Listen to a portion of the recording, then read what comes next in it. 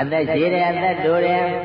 ချမ်းသာတယ်ဆင်းရဲတယ်ကျွေးရန်များတယ်ကျွေးရန်နည်းတယ်ဆိုတာမိမိတို့ကံပဲတဲ့ကံပါပဲတဲ့ဘုရားကအမောင်ကိုပါလွတ်လင်အလုံးမသတ္တဝါတွေအသက်ရှိတာလည်းပဲကိုပြုတဲ့ကံပဲအသက်တိုးတာလည်းကိုပြုတဲ့ကံပဲချမ်းသာတာလည်းကိုပြုတဲ့ကံပဲဆင်းရဲတာလည်းကိုပြုတဲ့ကံပဲဘုံကြည်တာလည်းကိုပြုတဲ့ကံပဲဘုံမကြည်တာလည်းကိုပြုတဲ့ကံပဲတဲ့ပစ္စည်းဥစ္စာတွေပြည့်စုံကုန်လုံးကျွယ်ဝပြီးတော့သုံးမကောင်းချမ်းသာတာလည်းကိုပြုတဲ့ကံပါပဲတဲ့အတိဉာဏ်ဉာဏ်ပညာတွေထည့်ပြီးတော့အတိဉာဏ်မြင်အတိဉာဏ်ပညာတွေတုံးပြီးတော့နေတာလေကိုပြုတဲ့ကံတဲ့သူများကဖန်ဆင်းပေးတာမဟုတ်ဘူးတဲ့ဓမ္မတကကံသာလျင်ကိုပိုင်ဥစ္စာရှိကြပေကုန်၏ဓမ္မတာယာသာကံသာလျင်အမွေဆိုင်ပစ္စည်းရှိကြပေကုန်၏မိဘများသိသွားတဲ့အခါမိဘရဲ့အမွေလောကီအမွေရကြသလောအလုံးသောဦးဇင်းတို့တန်ခါးတကောင်မှာပေါင်းသူတော်ကောင်းတို့ရဲ့တကယ်အမွေကတော့မိမိပြုတဲ့ကုသိုလ်ကံအကုသိုလ်ကံကမိမိရဲ့အမွေတဲ့မိမိရမယ့်အမွေပါပဲတဲ့အကုသိုလ်ကိုပြုရင်လည်းပဲအကုသိုလ်အမွေကိုရနိုင်မယ်ကုသိုလ်ကိုလွတ်ရင်လည်းပဲကုသိုလ်အမွေကိုရနိုင်မယ်မိမိရဲ့အမွေဆိုတာကတော့အဲ့ဒါကောင်းမွေဆိုးမွေဆိုပြီးတော့အဲ့ဒီအမွေနှမျိုးရပါတယ်ဥဒင်တော်ပရိသတ်ပေါင်းသူတော်ကောင်းတို့ကတော့ကောင်းတဲ့အမွေရဖို့အတွက်ကောင်းတဲ့သူတော်ကောင်းအကျင့်တွေကျင့်သုံးဖို့အရေးကြီးပါလေတဲ့မိမိတို့ရဲ့အမွေကံကတော့ကောင်းမွေဆိုးမွေပဲတဲ့ဆိုးမွေယူရင်ဆိုးပါမှပဲတဲ့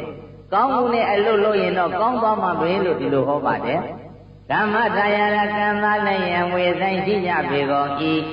ကမ္မတကကံသားလည်းမိမိတို့ရဲ့ကိုယ်ပိုင်ဥစ္စာရှိကြပေကုန်၏သိသွားတဲ့အခါကျတော့ဟိုတစ်ချိန်တော့ကအမကြီးဥပ္ပေါ်ဘူးအမကြီးဥပ္ပေါ်ဘူးကသိတဲ့အခါကျတော့သူ့ရဲ့ဇနီးကိုမှာထားခဲ့တဲ့ဇနီးအိရှင်မရေငါသိသွားလို့ရှိရင်တော့ငါရဲ့လက်ကလေးတစ်ဖက်ကိုအခေါင်းကနေအပြင်မဲ့ထုတ်ပြီးတော့ထားပြီးတော့သာတင်ញိုင်ပို့ပြီးတော့မျိုးသမီးရေလို့ဆိုပြီးတော့သူ့ရဲ့အမျိုးသမီးကိုအမကြီးဥပ္ပေါ်ဦးကမှာခဲ့တယ်လက်ကလေးတစ်ဖက်အပြင်ထုတ်ပြီးတော့အဲ့ဒါသူ့ကိုတင်ញိုင်ပို့ဖို့မှာတော့ဘုရင်မင်းတရားကြီးက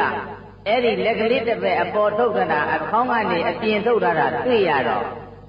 မင်းတော်မင်းတရားကြီးကဟိုဘုရားဘုလေဘုဆုံးလို့ဆိုတဲ့တရားတော်ဥပုပ်ကိုသွားပြီးတော့မေးတယ်ပထမကတော့ရှင်ဗုဒ္ဓမြတ်စွာကဘုအစဟိုဒုတိယကတော့ရှင်ဗုဒ္ဓဂောသတတိနောက်ဆုံးကြတော့ဆရာတော်ဥပုပ်ဆိုတဲ့အဲ့ဒီတကယ်နာမည်ကျော်ခဲ့တဲ့ပုဂ္ဂိုလ်တွေပေါ့ဆရာတော်ဥပုပ်ကိုမေးတော့အဲ့ဒါအမကြီးဥပုပ်ဟူဟာတခြားကြတာမဟုတ်ဘူးတဲ့ငါသေသွားပြီငါနောက်မှာဘာမှမပါဘူးငါလက်ကြည့်ပဲလို့ဆိုတာအဲ့ဒါပြောတာတဲ့သူ့နောက်မှာဘာမှသားလဲဘာမသွားဘူးတဲ့ပစ္စည်းလဲဘာမသွားဘူးတဲ့ရာထူးလဲဘာမသွားဘူးတဲ့စိန်လဲဘာမသွားဘူးတဲ့ငွေလဲဘာမသွားဘူးတဲ့လေယာကိုင်းကျွန်းတွေကားတွေတိုက်တွေတာတွေဘာမှမသွားဘူးတဲ့လက်ပဲပါတယ်လို့အဲ့ဒါလောကလူသားတွေပညာပေးသွားတဲ့အမတ်ကြီးဥပ္ပေါ်ဘူးတဲ့ဟုတ်ပြီလားဗရေသာကြီးအဲ့တော့မိမိတို့နောက်မှာသေတဲ့အခါဘာပါသလဲလို့ဆိုတော့ကံပါတယ်ဗရိဿာကြီးဘာပါသလဲကံပါလာတဲ့ကံကဘာကံလဲဆိုတဲ့ကောင်းတဲ့ကံရဲ့ဆိုးတဲ့ကံရဲ့အဲ့ဒီကံနှမျိုးပါလာတယ်တဲ့မိမိတို့ရဲ့ကိုယ်ပိုင်ကံရကိုယ်ပိုင်ဥစ္စာကတော့ကံပါလျင်ကိုယ်ပိုင်ဥစ္စာရှိကြပေကုန်၏ကမ္မတာယာသာကံပါလျင်အမွေဆိုင်ပစ္စည်းရှိကြပေကုန်၏ကမ္မဘာလို့ကံပါလျင်အဆွေအမျိုးရှိကြပေကုန်၏မိမိရဲ့ဆွေမျိုးအစ်စ်ကတော့မိမိကံပဲတဲ့မိမိကိုကောင်းအောင်လိုက်ပေးတာမိမိရဲ့ဆွေမျိုးနဲ့တူတဲ့ကံပဲတဲ့ကမ္မဘာတို့ကံပါလျင်ဆွေမျိုးရှိကြပေကုန်၏ကမ္မပဋိသရဏကံပါလျင်ကိုယ်ွယ်လည်းလျောင်းရာရှိကြပေကုန်၏ကမ္မမိမိပြုထားတဲ့ကုသိုလ်ကံအကုသိုလ်ကံမှန်သမျှသည်သတ္တေကိုယ်ပိုင်နဲ့ကံပိုင်ခြင်းဖြစ်ကြတဲ့လူနတ်မြတ်မှာတတ္တဝါပေါင်းတို့ကိုအသက်ရှင်ဖို့ချမ်းသာဖို့မိမိကံကပေးနေတယ်တဲ့အဲ့တော့ဒုပရိသတချို့ရှိသေးတယ်ကံကိုယုံပြီးတော့စူးပုံတက်နေရင်တော့လည်းပဲဉာဏ်မကြည့်စူးစူးမှာပေါ့တခါကြီးတို့ရဲ့ဟုတ်ပြီလားတခါကြောက်လည်းငါကံကောင်းနေပါတယ်ကွာဆိုပြီးစူးပုံကြီးတက်နေရင်တော့စူးမစူးနိုင်ဘူးလား စုမှပေါ်ဗျာတခါကြီးတို့ရဲ့ဒါကတော့ဉာဏ်မရှိရင်ကံရှိပြီကံတော့ကောင်းတယ်ဉာဏ်မရှိလို့ကတော့ဉာဏ်တော့ရှိတယ်ကံမရှိရင်လည်းပဲမွဲတယ်ဉာဏ်တော့ဉာဏ်ကတော့ကောင်းနေတယ်ဒါပေမဲ့ကံကမပါဘူးဆိုရင်လည်းမွဲတယ်ကံတော့ကောင်းတယ်ဉာဏ်မရှိပြန်ဘူးဆိုရင်လည်းမွဲတယ်တဲ့သူကနှစ်မျိုးအဲ့တော့မတည်းသားရဲ့ဉာဏ်ကံရောဉာဏ်ရောဝိရိယရောသုံးမျိုးစုံမှဒီတော့ကတင်50လူတယောက်ဟာ53កောင်မိပြီးတော့လာတယ်လေထဲမှာတက်ပြီးတော့လာတယ်အဲ့ဒီမှာကံ9ရဲ့ဉာဏ်9ရဲ့နောက်ပြီးတော့ဝိရိယ9ရဲ့ဆိုပြီးတော့53កောင်မိလာတဲ့အခါကျတော့ကံ9ကတော့ငါကံရှိရင်လွတ်အောင်မှာပဲကွာဆိုပြီးတော့ကံကိုယုံပြီးတော့သူကငြိမ်ငြိမ်လေးနေတယ်ဟိုဝိရိယ9ကြတော့သူကငါဝိရိယရှိရင်တော့ငါရေထဲပြန်ရောက်အောင်မှာပဲအသက်ကချမ်းသာရအောင်မှာပဲဆိုဝိရိယအားကိုပြီးတော့ခုံဆွလုပ်နေတော့အဲ့ဒီမှာဒီတန်ဃာတွေကကောင်းကိုထုလို့သေရောသူကတော့ဟိုဉာဏ်9ကတော့ခြေလေးစောင်းပြီးတော့ကြည်နေတယ်ခြေလေးစောင်းကြည့်ပြီးတော့ခြေလေးလည်းပြီးရောခြေလေးပြီးတာတဲ့တိုင်နဲ့ရေထဲခုန်ကြတော့ဟော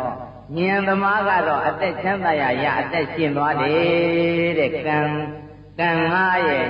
ဝိရိယ9ရဲ့ဉာဏ်9ရဲ့ဆိုပြီးတော့53កောင်ဟာဉာဏ်သမားတော့လွတ်သွားတယ်ပေါ့ပရိသတ်ရဲ့နော်ကံသမားကတော့ငါကံကောင်းရင်လွတ်အောင်မှာပဲဆိုပြီးတော့သူကတော့နေလိုက်တယ်သူသေးတာပဲမသေးဘူးလားသေးတယ်အဲ့ဒါမရိသတ်ရဲ့ကံကောင်းရင်ကြားမကိုက်ဘူးဆိုပြီးတော့ကြားပေါ်တဲ့နေရာကိုသွားလို့တော့ဖြစ်ပါမလားမဖြစ်ဘူးနော်ငါသည်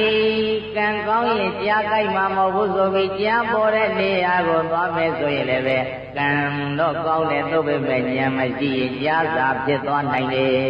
ဒါလေးလည်းမှတ်ထားဖို့အရေးကြီးတယ်နော်ကံကောင်းရင်မသိနိုင်ပါဘူးကွာကံကောင်းလို့ရှိရင်စားစရာရှိမှာပဲကွာဆိုပြီးတော့အလုံးမလုံးပဲနေတော့လေစားရမှာလားပရိသတ်ရေ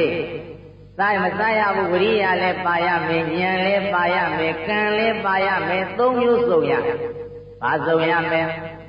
သုံးမျိုးစုံရမယ်အာကံနဲ့လူသားကံကနေပြီးတော့အသက်ရှင်အောင်လုပ်နေတဲ့ဆိုပြီးတော့အသက်တို့ရတို့ကြောင့်သိသေးသွားတော့ရင်ရောအသက်သေးနိုင်ပါမလားမသေးပါဘူးအသက်ရှင်နိုင်ပါမလားပရိသတ်ကြီးရှင်နိုင်ဘူးအသက်သေးသွားမှာပေါ့အဲ့တော့ကံကောင်းလို့ရှိရင်မသေးပါဘူးကွာဆိုပြီးတော့တခါနဲ့တနက်နဲ့မိမိကိုယ်ပြစ်တတ်ပြီးသေသွားမှာပေါ့ဉာဏ်မရှိလို့ရှိရင်ဟောကံရောဉာဏ်ရောဝိရိယရောသုံးမျိုးစုံရမယ်ဒီလောကီမှာပဲဖြစ်ဖြစ်လောကုတ္တရာမှာပဲဖြစ်ဖြစ်ကံဉာဏ်ဝိရိယသုံးမျိုးစုံရပြီတဲ့အခုဒီသုလကံမှာဝိပင်္ဂသုတ်တော်မှာတော့ဦးဇင်းတို့ဘုရားရှင်ကိုယ်တော်မြတ်ကจิตသားသုဘလွတ်လင်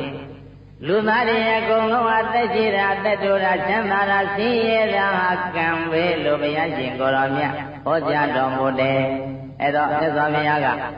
ကံကလူသားတွေရဲ့အသက်ရှင်မှုချမ်းသာမှုဆင်းရဲမှုကိုပြောနေတယ်လို့အဲ့လိုပြောတော့သုဘလူလင်ကတပည့်တော်မသိသေးဘူးဘုရားဒီတဲ့နာရှင်းအောင်တပည့်တော်ရှင်းပါဦးဘုရားဆက်ပြီးတော့ရှင်းဟောပေးပါဦးဘုရားလို့ဆိုတော့အဲ့ဒါမှဘုရားရှင်ကိုယ်တော်မြတ်ကဆက်ပြီးတော့ဟောတဲ့အဲ့ဒီမြတ်စွာဘုရားဆက်ဟောတဲ့တရားတော်ဦးဇင်းတို့ကျေးဇူးတော်ရှင်ကမ္ဘာသာသနာပြုမဟာစီတရားတော်ဘုရားကြီးကလူရင်းတို့ချင်းကလေးကြပြလေးတွေရေးဆက်ထားပါတယ်အသက်တို့ရှင်ဤလူပြေဖြစ်တွေဘာကြောင့်ဒီတဲ့အသက်တို့ရှင်ဤလူပြေဖြစ်တွေဘာကြောင့်ဒီလူတွေအသက်တို့တဲ့ကြီးတယ်ဘာကြောင့်လဲတဲ့မြတ်စွာဘုရားပြန်ပြီးတော့ဖြေတဲ့အဖြေလေးကိုအဲ့ဒီမှာမြတ်စွာဘုရားရှင်ကိုယ်တော်မြတ်ကသူကိုတပ်ပြသက်တို့ဓမ္မတအသက်ရှိတဲ့သူများကိုအသက်သူများသက်တတ်တဲ့ပုဂ္ဂိုလ်တွေဟာဒီဘဝမှာအသက်တိုးတယ်တဲ့သူများအသက်မတတ်တဲ့ပုဂ္ဂိုလ်တွေဟာဒီဘဝမှာအသက်ရှိတယ်တဲ့သူကိုတပ်ပြသက်တို့ဓမ္မတအသက်ရှိတဲ့မတတ်တဲ့ပုဂ္ဂိုလ်များအသက်ရှိတယ်တဲ့တတ်တဲ့ပုဂ္ဂိုလ်အသက်တိုးတယ်တဲ့ဒါအသက်တိုးရှိနောက်ပြီးတော့မတည်းတိုင်းယောဂပါပြီးတော့နေတဲ့ပုဂ္ဂိုလ်ရဲ့ယောဂများပြီးတော့နေတဲ့ပုဂ္ဂိုလ်ရဲ့ဤလောကမှာနှစ်မျိုးရှိပါလေတဲ့တချို့သောပုဂ္ဂိုလ်တွေကြတော့ယောဂများပြီးတော့တချို့သောပုဂ္ဂိုလ်တွေကြတော့ယောဂများလို့ယောဂနေပြီးတော့နေတယ်များတဲ့လူကများနေတဲ့လူကနေဘာဖြစ်လို့လဲလို့ဆိုတော့